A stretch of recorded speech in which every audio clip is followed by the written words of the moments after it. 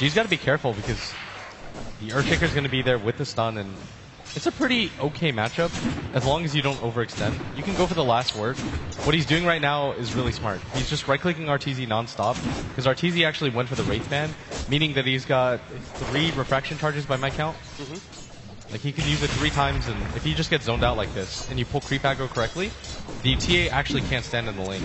Yeah, especially now with Curse of the Silent taking away more of those refractions. Soon as he sees the refraction popped, he immediately uses that Curse of the Silent to put more pressure on RTZ, especially since he's not going to be getting that quick bottle, at least not fast enough. He will run out of those charges, and G may be able to take control of this lane. Now, let's talk about some of our other off lanes, such as DK Phobos, who has to use the Skewer to be able to get away from the Tuscalina combination at bottom. Seems like a very kill-heavy combo between these two.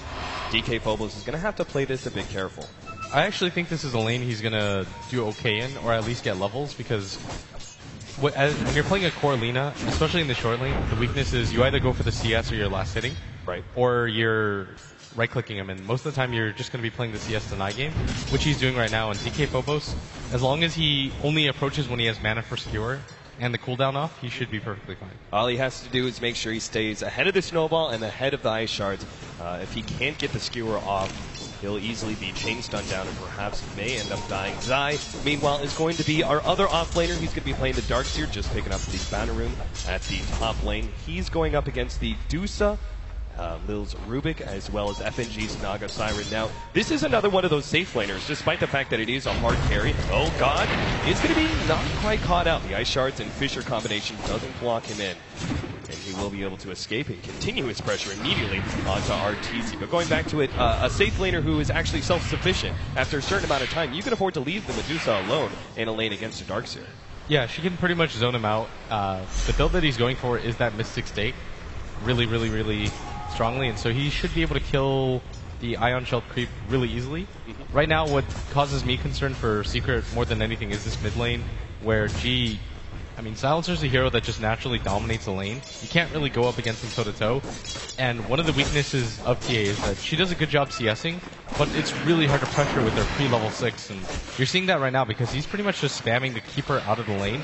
And this is not something you want if you're Team Secret. Like, I'm used to seeing RTZ pretty much dominate the mid matchup, or at least win heavily in CS. Yeah, he's actually being forced to do a little bit of neutraling. Now, he does have the hard camp that's stacked up a couple times, and that will be a good way for him to come back into the game. But for now, hold up, Snowball, DK Phobos, Fisher, Light Striker rank, Wills land, and DK Phobos is not going to be able to get the Skewer in time. S4 picks up the first blood. Yeah, they just played the spacing game perfectly there. Puppy with a really nice fissure, and Secret set that up really well, but this is a lane that you expect for them to get a kill here.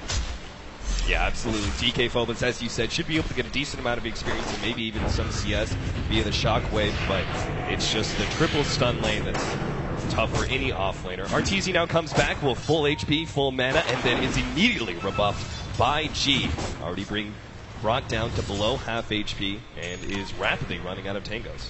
Yeah, and this is no longer a matchup, I think, where they can gank for him anymore, or it doesn't really matter if they gank him because he has boots. This is going to be incredibly hard to kill him, and they might actually just make an attempt for him here mid. Yeah, slowing him down. To the last word. This might actually just kill him. One more hit. Yeah, they're going to slow him down with the last word. A couple more right clicks. G, it is nighttime, making it a lot harder. He's going to live with 49 HP. Now G, he's in some serious trouble. Kuro actually picks up some illusions. G turns around trying to go for RTZ, but he pops a refraction, and G will end up going down.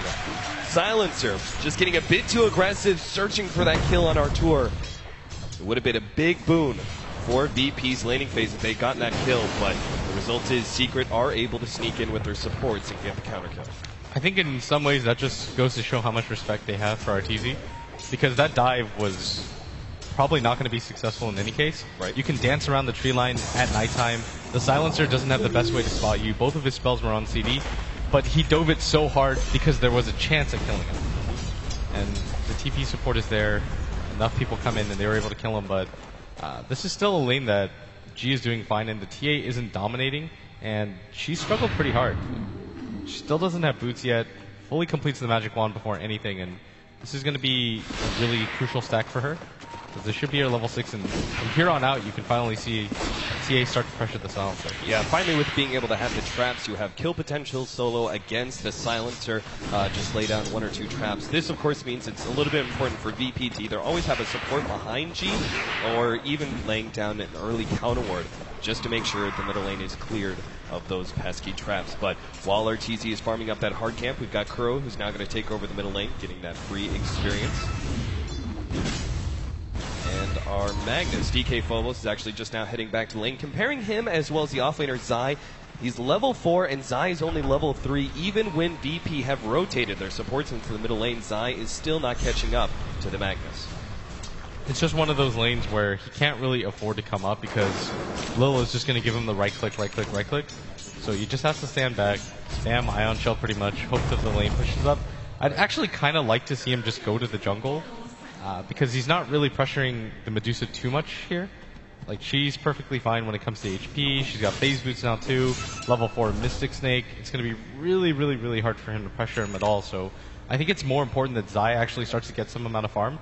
But the reason he can't go there is because RTZ just cleared out most of the jungle camps. Now here's a big advantage, especially with the change-up of some of the neutrals, such as Mud Golems now having a mana pool.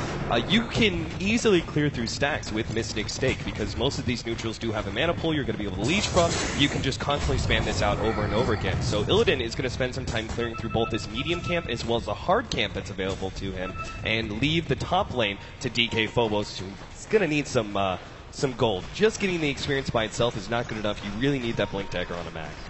Yeah, RTZ, even with all those stacks, is still only level 6. Whereas if you look at G, he is level 7. And I think the last time they played Silencer mid, he actually didn't get a lot of farmer levels, which is pretty typical of a Silencer mid. The weakness of the lane is just that it's incredibly easy to die. Almost any dive kills you. Right. So you need to have a really good start, but RTZ might just pick up Illidan here, and no, they're going to go for Lil instead. It looks like they still have the 2-man smoke. They're going to come over. He's got a global there as well. They're going to go for G. Will be able to catch him out. The burst damage isn't quite there. He's going to be able to get away thanks to the telekinesis of Lil. Now S4 is going to have their turnaround with a global silence. They pick up the free intelligence, and now RTZ, well, he's stuck in a bad place here. He's got the TP, but can he actually get out of this situation? It's all 5 of VP running him down, and RTZ is definitely dead. +4 intelligence already for the silencer. And this is so significant. These are the 2 cores from Secret that invaded so far into VP's jungle. So it costs VP almost nothing, no time at all. They'll just go back to their fountain. It's a really short trip.